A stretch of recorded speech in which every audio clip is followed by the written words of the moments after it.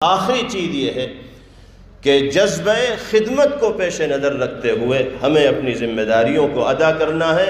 ہم سب خدمتگار جماعت کے فرد ہیں، اور خدمتگار جماعت کا ہر شخص خادم ہوتا ہے۔ خادم کو نہ کسی منصب کی ضرورت ہے، نہ کسی عہدے کی ضرورت ہے، نہ کسی امتیازی مقام کی اور ممتاز نشان کی ضرورت ہے۔ خادم تو خادم ہے، جب ضرورت پڑے گی وہ جھاڑو بھی لگائے گا، جب ضرورت لگے گی وہ اسٹیج بھی سجائے گا، جب ضرورت لگے گی تو وہ کھانا بھی تیار کرے گا، جب ضرورت پڑے گی تو وہ میزبانی بھی کرے گا۔ خادم کو ہر جگہ فٹ کیا جا سکتا ہے، استعمال کیا جا سکتا ہے۔ ہم اور آپ سب کے سب خدام ہیں۔ اللہ کسی بھی لائن میں ہمیں استعمال کر لے، ہمارے دل میں کسی منصب کو حاصل کرنے کا، کسی عہدے کو حاصل کرنے کا خیال بھی نہ آنا چاہیے، اس کی جانب میلان بھی نہ ہونا چاہیے۔ ویسے ہی کتنی امانتوں کا بوجھ ہمارے کاندھوں کے اوپر ہے، انہی امانتوں کی ادائیگی ہم سے نہیں ہو پا رہی، مزید نئے نئے عہدے لے کر اور امانتوں کا بوجھ اپنے سر کے اوپر لا دیں تو پھر کیا منہ دکھائیں گے اللہ کو، اور کس طرح اپنے اعمال کے سلسلے میں جواب دہی ہم سے ہو پائے گی۔ اس لیے خادم کو خادم ہی کی حیثیت سے رہنا چاہیے۔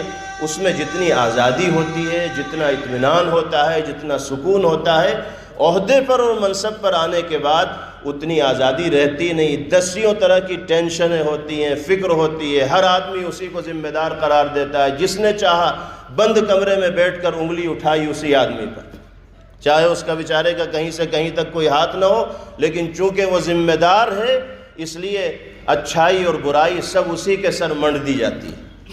تو اللہ نے ہمیں خدمتگار جماعت سے جوڑا ہے، ہم خادم بن کر اس جماعت سے وابستہ رہیں گے اور جڑے رہیں گے، لیکن ایک تنظیم ہے، ایک اجتماعی کام ہے۔ اس اجتماعی کام کے لیے امیر کا ہونا بھی ضروری ہے، کسی قائد کا ہونا بھی ضروری ہے، کسی صدر کا اور ذمہ دار کا ہونا بھی ضروری ہے، تاکہ تنظیم کے کام ترتیب کے ساتھ انجام دیے جا سکیں۔ یہ جو عہدوں کی تقسیم ہوتی ہے، ذمہ داریوں کی جو تقسیم ہوتی ہے، یہ صرف اسی نظم و ضبط کو برقرار رکھنے کے لیے ہوتی ہے، اس کے علاوہ کوئی اور چیز پیش نظر نہیں۔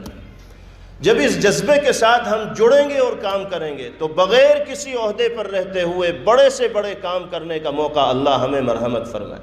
اور اگر ہم یہ سوچیں کہ کام کریں گے تو عہدے پر آ کر کریں گے تو مجھے معاف کیجئے گا، اس میں خلوص نام کی کوئی چیز نہیں ہوگی۔ وہ جذبہ ہوگا کہ جس کو نہ اللہ نے کبھی پسند کیا ہے اور نہ باری تعالیٰ کبھی پسند کر سکتا۔ ہمارا کام تو خدمت کرنا ہے۔